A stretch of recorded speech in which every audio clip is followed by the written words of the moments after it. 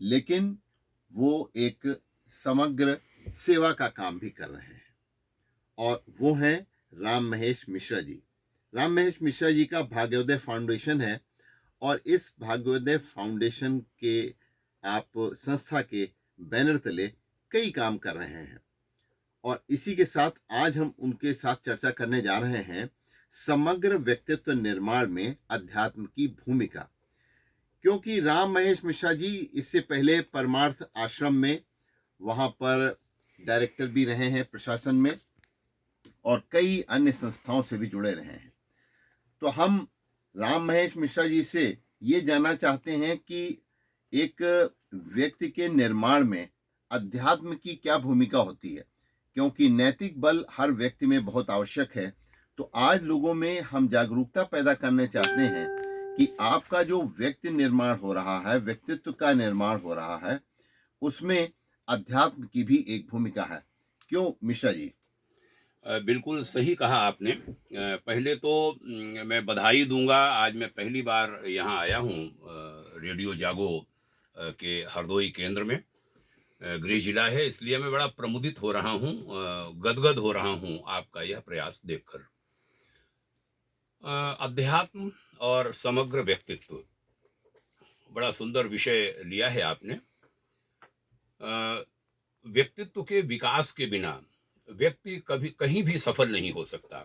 वह चाहे विद्यार्थी जीवन हो या बाद का जीवन हो, कोई सेवा हो, कोई भी क्षेत्र हो, प्रशासन का, धार्मिक जगत, आध्यात्मिक जगत, कोई भी जगत हो, जब तक आपका आपका पर्सनालिटी दमदार नहीं होगी तब तक आप सफल नहीं होगे।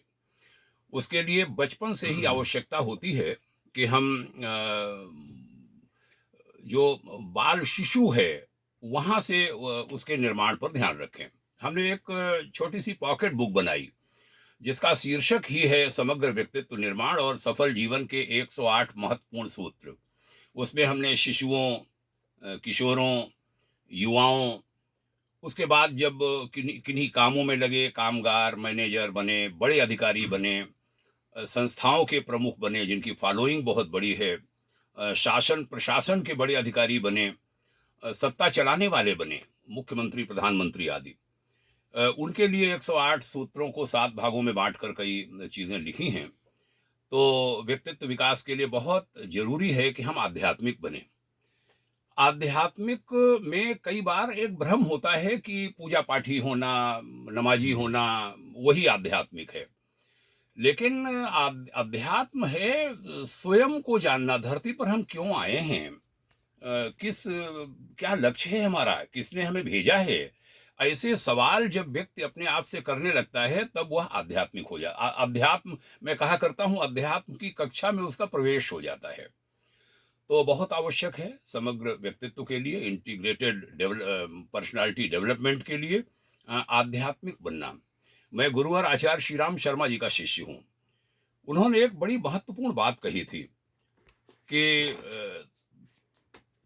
दुनिया का सारा सब दे दिया जाए किसी व्यक्ति को, लेकिन 3 चीजें एक साथ केवल आध्यात्मिक पुरुष को मिलती हैं, उसके अलावा किसी को नहीं। पहला, दैवी अनुग्रह, सदैव ईश्वर की कृपा हमारे साथ है, ये अनुभव करना और बाकायदा पाना। दूसरा, आत्म संतोष, कि जो हमारे पास है, जो हमारे पुरुषार्थ से मिला है, वह उसमें खूब मैं खुश हूं, प्रसन्न हूं। और तीसरा, लोक सम्मान। लोक सम्मान एक पद के कारण, उसके कारण मिलता है, लेकिन आध्यात्मिक पुरुष को लोक सम्मान सदैव मिलता है। तो 3 चीजें, दुनिया भर की सारी सत्ता किसी को दे दी जाए नहीं मिलती, केवल आध्यात्मिक पुरुष को मिलती हैं, ऐसा गुरुदेव ने कहा था।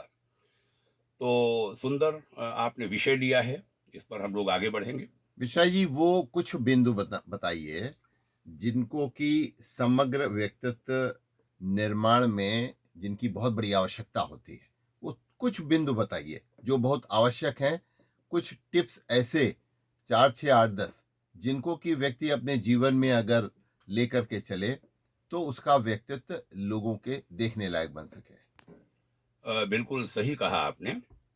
हमारा आचार विचार, हमारा रहन-सहन, हमारा खान-पान, सबसे पहले शुरुआत व्यक्ति को वहाँ से करनी होती है।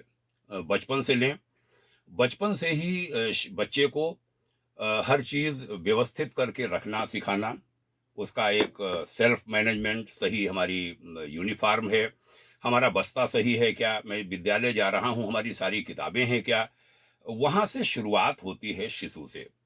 बच्चा धीरे-धीरे बड़ा होता है, कैसे वह बड़ों का सम्मान करे, कैसे वह बड़ों का कहना माने, आदि-आदि छोटे-छोटे सूत्र से शुरुआत की जाती है।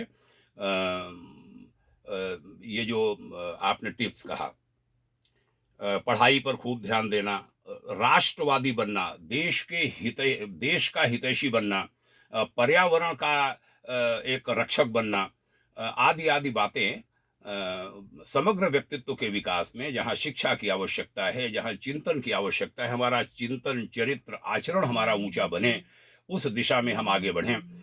उसमें बहुत बड़ा योगदान होता है सत्संग का। सत्संग कहीं पर किसी संत के पास जाकर के किया जा सकता है, और सत्संग किया जा सकता है हमारे साहित्य का भी। स्वाध्याय की बहुत बड़ी भूमिका है। वह आजकल जो तकनीक आ गई हैं, मोबाइल और बहुत सारी चीज़ें हमारे गूगल्स पर पड़ी हैं, लेकिन कहते हैं कि पुस्तकें जागृत और जीवंत देव प्रतिमाओं की तरह होती हैं। पुस्तकों के सानिध्य में हमें अवश्य रहना चाहिए। तो सतत स्वाध्याय, ध्यान की प्रक्रिया, मैं बताऊं कि मैं स्वयं लगभग 30 वर्षों से कर रहा हूं। आत्मबोध की साधना, उठते ही पलंग पर उठे, सबसे पहले परमात्मा को धन्यवाद दिया कि दिल रूपी जन्म आपने दिया है, इसके लिए थैंक यू वेरी मच, आपको साधुवाद, आपको धन्यवाद। और दिल रूपी जो जीवन हमें मिला है, वह मैं बड़े अच्छे ढंग से बिता सकूं, जी सकूं। और सायंकाल की संध्या को तत्वबोध की साधना कहा। तो ध्यान से, मेडिटेशन से जरूर जुड़ना होगा। हमारे यहाँ पूजा पाठ की व्यवस्था आदि इसी के मारे हमारे ऋषियों ने दी, जिसमें हम परमात्म चिंतन और आत्मचिंतन की ओर बढ़ सकें। आध्यात्मिक होना ही है कि अपने आत्म विकास के सारे प्रयास करते हुए लोक मंगल के कामों में लगना, लोक मंगल के लिए अपना समय दे सकना। सच्चा अध्यात्म तो यही है। तो राम महेश मिश्रा जी, जैसा कि आपने बताया कि व्यक्तित्व का निर्माण हमारे सिर्फ घंटा बजाने से नहीं, बल्कि ध्यान करने से है, और ध्यान से हमारे अंदर एक ऊर्जा, एक शक्ति पैदा होती है। और ये ऊर्जा, ये शक्ति हमको ये सोचने पे मजबूर करती है कि हम नेक इंसान कैसे बने, हम समाज को क्या देंगे और समाज इसके बदले में हमको क्या देगा। तो व्यक्ति जब इस दुनिया में आता है, उसी दिन उसकी एक भूमिका ऊपर से निर्धारित होती है। लेकिन आदमी अपना व्यक्तित्व का निर्माण जो है अपने क्रियाकलापों से करता है, अपने समर्पण से करता है, अपने आत्मबोध से होता है। और सबसे पहले हम अपनी आत्मा को पहचानें, तभी हम जीवन में आगे बढ़ सकेंगे। तो रेडियो जागो 90.4 FM के लिए मैं अभय शंकर गौड़, राम महेश मिश्रा जी जो भाग्योदय फाउंडेशन के संस्थापक हैं, उनको बहुत बहुत धन्यवाद देता हूं कि आज आप रेडियो जागो 90.4 FM में आए और आपने हमारे श्रोताओं को व्यक्तित्व निर्माण के कुछ टिप्स बताए। बहुत बहुत धन्यवाद मिश्रा जी। आइए सुनते हैं रेडियो जागो के अन्य कार्यक्रम। सुंदर।